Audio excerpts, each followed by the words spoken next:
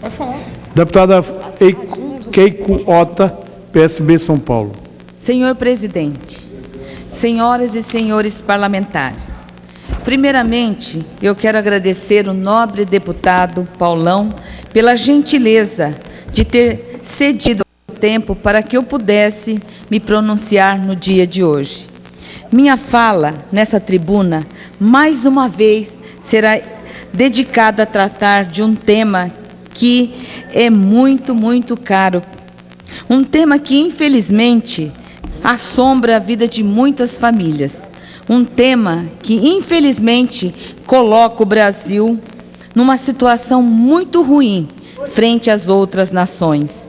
Um tema que, infelizmente, nos causa vergonha, sofrimento e revolta ao povo brasileiro. Falo da violência, da sensação de impunidade que se faz presente no dia a dia das pessoas. Hoje estamos realizando no auditório Nereu Ramos o 2º Seminário Nacional dos Direitos Humanos das Vítimas de Violência. Mas, na minha opinião, o dia de hoje vai muito além do seminário. O dia de hoje é de luta para nós, famílias vítimas de violência. Quero dar destaque especial para 4 mulheres, aliás, hoje estão aqui comigo, né? São mães especiais, mulheres especiais. A Tânia, a Marta e a Adriana e a Sandra Domingues. São 3 mulheres guerreiras. A Tânia é a irmã do jornalista Tim Lopes, que foi torturado e morto por traficantes na favela da Vila Cruzeiro, no Rio de Janeiro, em junho de 2002, quando fazia uma reportagem investigativa sobre bailes funk financiado pelo tráfico no Complexo do Alemão. A Marta é a mãe da Bianca Consoli, que foi morta em setembro de 2011 no Parque São Rafael, na capital de São Paulo. A jovem de 19 anos foi encontrada morta pela mãe dentro de sua própria casa. O cunhado da vítima, Sandro Dota, foi preso e indiciado pelo homicídio. Adriana é a mãe da Luísa Paula, que tinha apenas 14 anos e foi uma das 12 vítimas do assassino Wellington de Oliveira no tão sofrido massacre na Escola Municipal do Tássio da Silveira, no Realengo, Rio de Janeiro, em abril de 2011. A Sandra Domingues é uma batalhadora. Não teve nenhuma violência dentro de casa, mas ela tem uma ONG que se chama Justiça que se Busca. Precisamos ter um olhar mais sensível no atendimento às famílias vítimas de violência.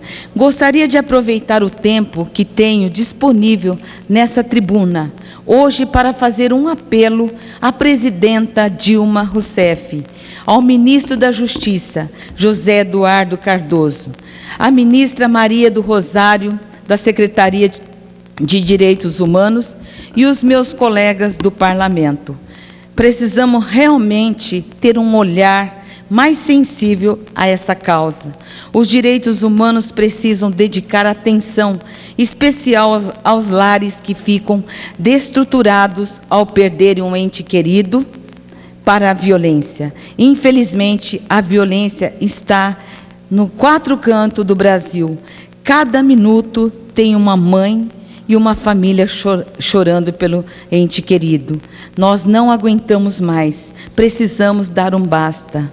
Como boa parcela das senhoras e dos senhores deve saber, eu sou a mãe do Ives Ota, meu querido filho que foi sequestrado e brutalmente assassinado aos 8 anos de idade.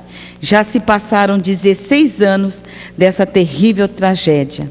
Desde então, passei a militar junto aos movimentos de justiça e paz desse país. Isso tem feito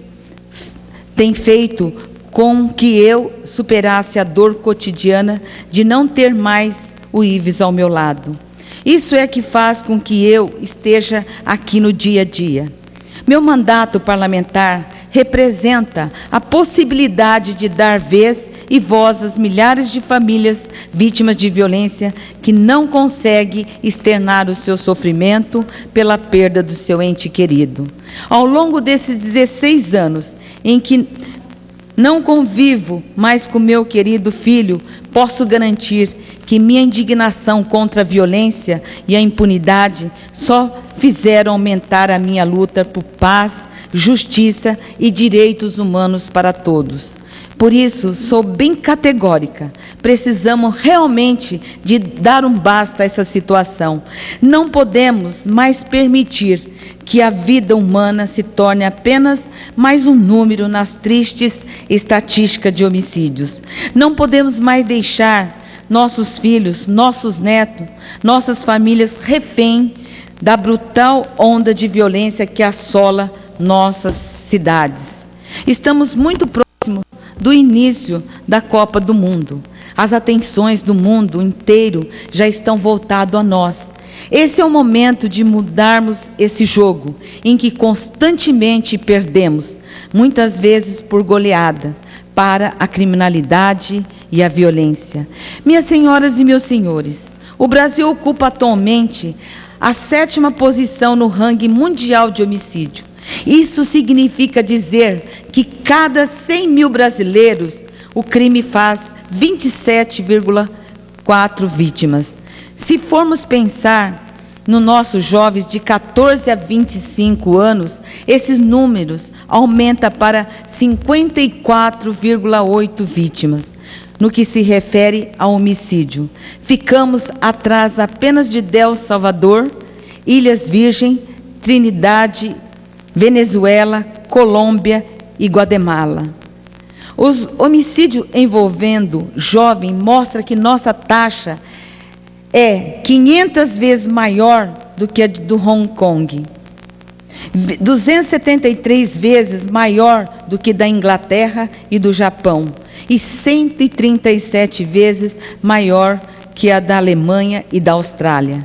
Não faz tanto tempo assim, na década de 1990, ocupamos a segunda colocação nesse ranking, perdendo apenas da Venezuela. Isso não significa que a violência no Brasil diminuiu, mas sim que houve aumento desse tipo de ocorrência em outros países. Dados do Anuário Brasileiro de Segurança Pública indicam que a taxa de homicídio do nosso país teve um acréscimo de 7,6%, e o Estado de São Paulo foi um dos responsáveis pelo crescimento desse número. O índice, que vinha caindo desde 2000, apresentou uma elevação de 14% no ano passado. O anuário aponta ainda que os crimes contra o patrimônio permaneceram altos. Em 2012, foram registrados 556 mil casos de roubos às residências, veículos, bancos e comércio. Fica claro, minhas senhoras e meus senhores, que vivemos a cultura de violência no Brasil.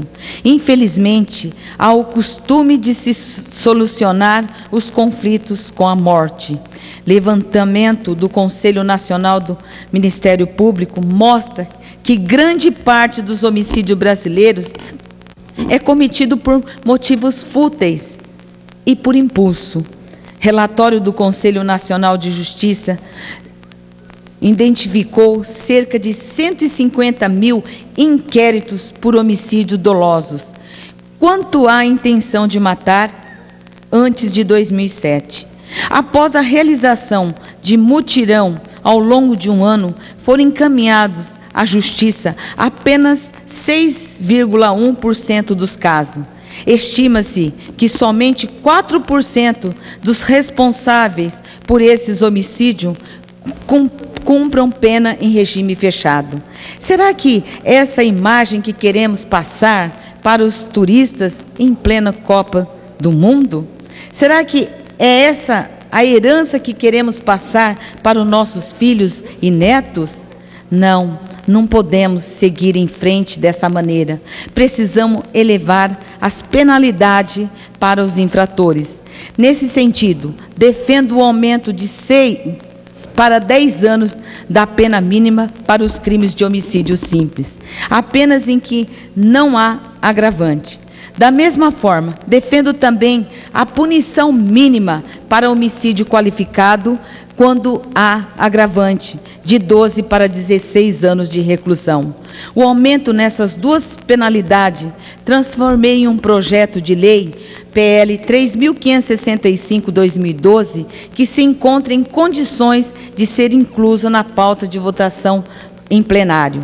Essas mudanças visam ajustar nossa legislação penal e de outros países, como Itália, Portugal, Argentina, onde as leis são mais severas no combate à criminalidade e à violência.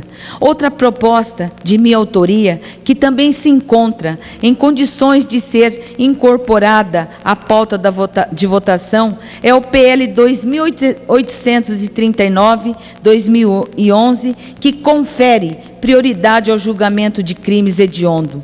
Cumpre destacar que esses dois projetos não representam uma ideia exclusiva minha.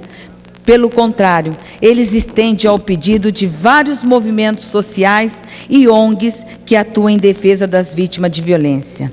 Minhas senhoras e meus senhores, na condição de presidente da Frente Parlamentar Mista em Defesa das Vítimas de Violência, enfatizo que precisamos revisar urgentemente o nosso Código Penal. Participei e continuo participando de maneira bastante ativa da campanha nacional pelo fim da impunidade. Essa iniciativa, organizada pela União em Defesa das Vítimas de Violência, consiste em um abaixo-assinado que pede leis mais duras aos crimes contra a vida, previsto na proposta de Código Penal que se encontra em análise no Congresso Nacional. Pude acompanhar também as reuniões da Comissão de Juristas, que elaborou um novo texto. Por isso, sei reconhecer os avanços que foram traduzidos por essa comissão. Porém, da mesma maneira, sou bastante categórica em afirmar que precisamos realizar ajuste nessas propostas. Caso contrário, teremos um Código Penal muito aquém do que espera para uma legislação que realmente combata definitivamente a violência, a criminalidade e a impunidade. O abaixo-assinado, que tem o meu endosso, ultrapassou a quantidade de adesões inicialmente prevista pelos organizados. São mais de 110 mil assinaturas atualmente. É a campanha pelo fim da impunidade. Ela continua angariando mais apoio, já que temos de sensibilizar os senadores e os demais deputados federais a promoverem as mudanças que fizerem necessário no texto. No que se depender de mim, vamos nos empenhar ao máximo para realizarmos esses ajustes. Para encerrar minha fala, quero lembrar que eu disse agora há pouco, vivemos, infelizmente, uma cultura da violência. Temos de mudar urgentemente esse quadro e incentivar cada vez mais a cultura da paz. Uma cultura da paz que promova a solidariedade e a fraternidade entre as pessoas. Uma cultura de paz que sirva para fortalecer a cidadania. Uma cultura de paz que traga esperanças em um mundo melhor para os nossos filhos e netos. Uma cultura de paz que torne a escola o espaço privilegiado para o desenvolvimento de nossas crianças e jovens, preparando-os em cidadãos capazes de enfrentar os desafios do mundo. Uma cultura de paz que recupere realmente o papel da família como polo irradiador de valores éticos e da cidadania. Uma cultura de paz que permita acabar de vez com a violência, a criminalidade e a impunidade. Uma cultura de paz, presidente, que transforme em realidade a esperança de vivermos em um país mais fraterno e justo, livre de todas as mazelas que nos assolam no nosso dia a dia. Meu muito obrigada.